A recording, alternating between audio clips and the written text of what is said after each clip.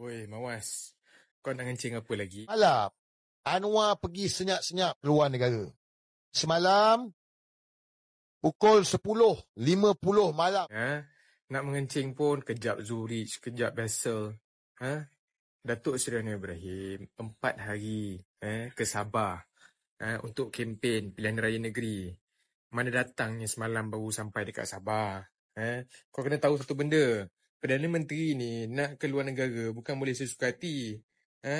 Lainlah macam kau nak datang ke Sabah pun cuak. Takut kena balun dekat airport.